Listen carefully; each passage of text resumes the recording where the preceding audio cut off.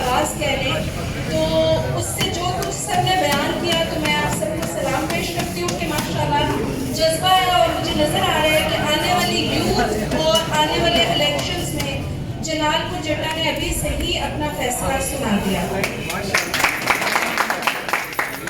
और सबसे बड़ी बात कि जब खान साहब डायरी लेके अपने हाउस से निकले थे, मैं कहती हूँ जो आज कुर्सी में विराजमान है तेरे, असल में वो हुकूमत इस तरह थी पीपल्स पार्टी और नून की, जो आप कह रहे हैं कि इन्होंने छाना मांगे की सियासत बनाई हुई थी।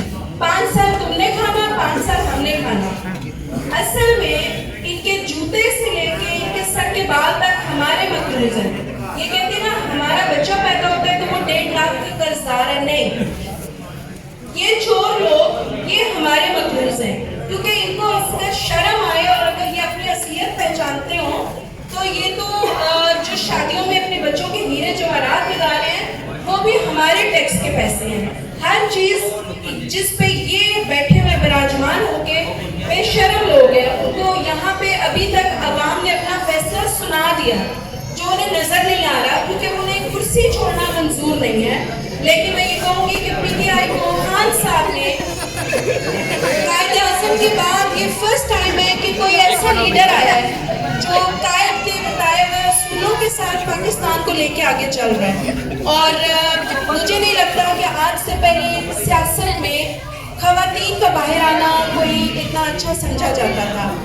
आज वो वक्त है जब घरों के मर्द सरबराह जो हैं वो अपनी खवातीन को बता रहे होते हैं कि फलां टाइम पे रैली है, फलां टाइम पे खिताब है, तो हम जा रहे हैं। तो इस चीज़ को लेके और साजिद साहब के बारे में से बहुत सारा मैंने सुना हुआ था, उसके जुबान पे हर वक्त जलालपुर होता है।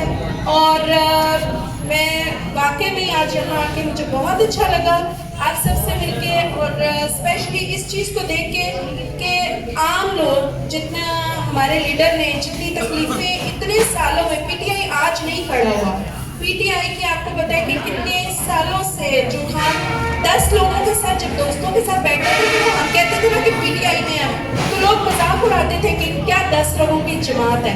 आज वही जमात है जो सड़क पे नाम लिया जाए ना कि फलां दिन है तो हम अपनी नौकरियां अपने काम सब कुछ छोड़ के, मैंने आंखों देखा हाल है कि पुलिस वाले साइड पे खड़े हो जाते हैं, सिर्फ वो अपनी नौकरी और अपनी वर्दी पे मजबूर हैं, अदरवाइज सब लोग हमारे साथ हैं। और आने वाले इलेक्शन में 2/3 की बात कहते हैं, मैं कहती हूँ पूरा इलेक्शन हमारा है। और वक्त की नज़ाकत को देखें तो मैं कहूँगी शुक्रिया और आप सबसे इजाज़त चाहूँगी।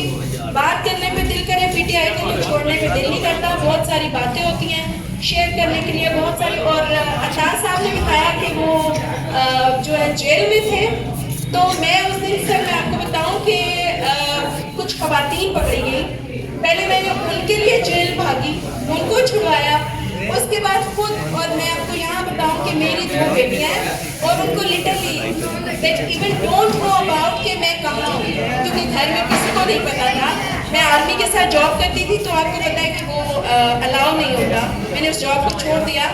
लेकिन यहाँ पे ये बताऊंगी कि 4 दिन बाद जब मेरे बच्चों को पता चला कि मामा कहाँ है तो आई वाज सरप्राइज्ड। मेरी बेटी कैसा जिंदाबाद, मेरी बेटी कैसा जिंदाबाद, जिंदाबाद बेटे।